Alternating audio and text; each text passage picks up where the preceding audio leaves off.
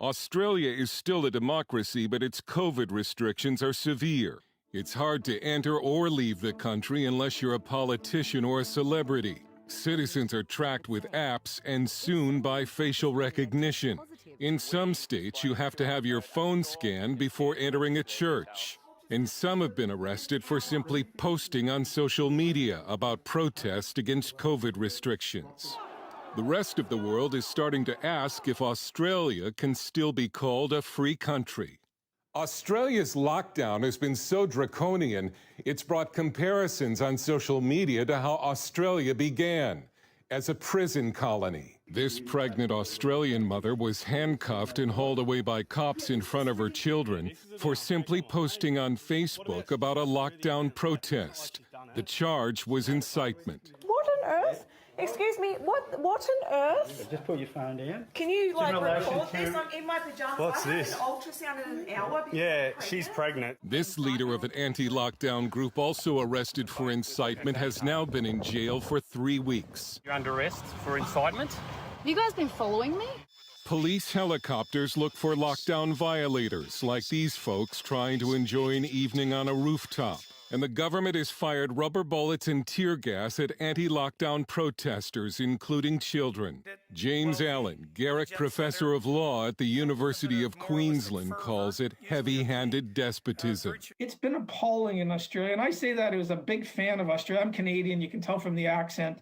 But it's come as a real shock to me how conservative friends are perfectly happy to go along with this. Australia consists of 6 states and 2 territories, each with their own COVID restrictions. Under a new home quarantine plan for international travelers, if you don't send the government your photo and location when it sends you a text, the police will come to your door. Melbourne pastor Paul Furlong has been arrested 3 times and placed in solitary confinement for opening his church during the lockdowns. The reason I did was for what I believe was a greater law, and that was to obey the word of God. And so I had to choose God's law over man's law. This church in Sydney, shown before the lockdown, was raided and fined for holding what authorities called an illegal service and for not scanning people's phones before they entered. Some pastors are now concerned that the government could require a vaccine passport before entering a church. We asked Evan Mulholland at Australia's conservative think tank, the Institute of Public Affairs, if he still considers Australia a free country. Well, it's a good question. It's a question a lot of people across the political spectrum have been asking. These things don't happen in a vacuum. They happen when the political and cultural elites slowly take away our freedoms and they become normalised. Australians have also begun turning in one another to authorities, East German style. In this tweet, an Australian mother was desperate to find a way home with her son and needed to cross a state border, violating lockdown restrictions. She was turned in to police. With this kind of behavior, you might think many thousands of Australians have died from COVID. But the death toll is under 1,200 out of a nation of 25 million people, or 0.0047% of the population. Almost 3 times that many Australians die every week from normal causes. But one poll showed most Australians favor living without freedom because they fear COVID more than any other Western nation. You know, the media has just scared people senseless. The average person thinks, if I catch this, I'm going to die. There have been several large and sometimes violent demonstrations against the lockdowns and against planned vaccine passports, and hundreds have been arrested. The government says the death toll would have been much worse without lockdowns, and is saying now that life can only return to normal when most of the country is vaccinated. They describe giving back our freedoms as some sort of a treat, as some sort of a reward, something that can be given back to us and aren't our fundamental freedoms that were stolen from us in the first place.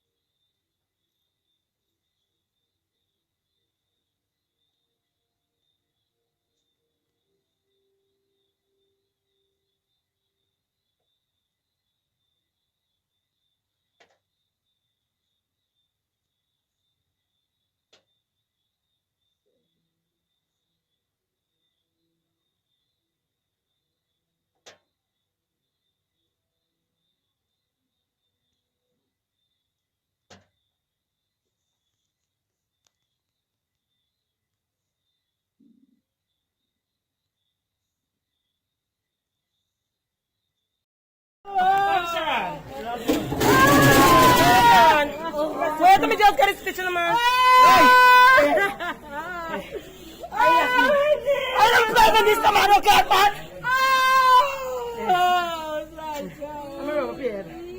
Where you go, girl? Oh, I put you down, girl. Yeah, I can put you down. Oh, God, Sasha. Sasha, oh, you want me to like this, girl? Oh, you want to do this, girl? Oh, you want to do this, girl? What?